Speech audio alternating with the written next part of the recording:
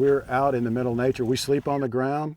Of course, we like to bring air mattresses nowadays. Modern day cowboys, we like those modern convenience of air mattresses, but we do all our cooking and all our daily chores in the wilderness from the back of a horse.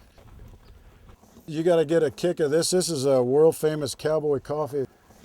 That's how we put the grounds to the bottom.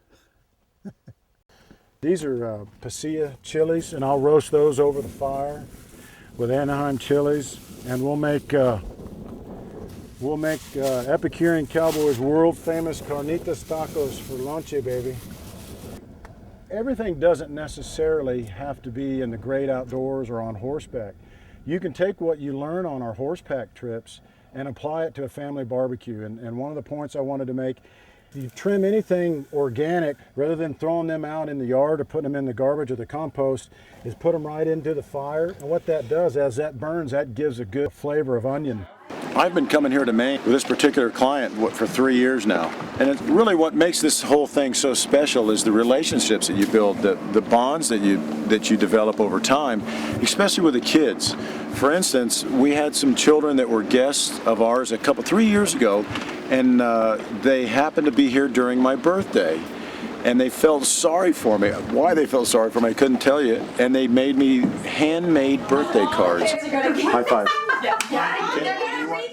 It's that bond that's built through feeding them. They're always so persnickety or so fussy. Got it. True that you only made coffee out of hot water, gas, and coffee? It's true. It's true because it's the cowboy way. Now get out of my way. Speaking of the devil. I try to come across as this big, rough, tough guy, and they look at me with these big doe eyes, and they know that's bullshit, and they see right through me. What we're doing is kind of a bastardized Moroccan. We got coriander seed, caraway seed, chili, garlic, tomato paste. I'd love to be funny for you right now, but I got a room full of screaming kids, a bunch of moms looking at me like, where the hell you been? And I've been out with you drinking and fishing and not catching any fish. Now that's funny, and I'm about an hour behind dinner.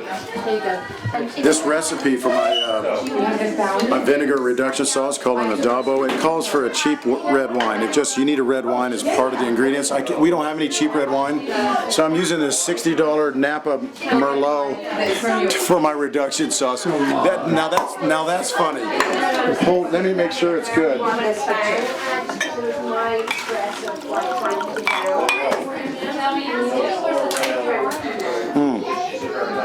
Perfect. The lamb is with a Greek goat yogurt with coriander seed, fennel seed. What we're trying to do here is infuse that great barbecue flavor of the mesquite wood into the lamb. The flavor's in the fat, and that's really what I want to do. I don't necessarily need to cook it all the way through. I want to melt that fat and all those great flavors, herbs and spices, get into the meat, and then I can finish it inside on the griddle that I have in that fabulous stove inside. Now this is the adobo. This is the love right here. This is really what make or break it. This is good stuff right here.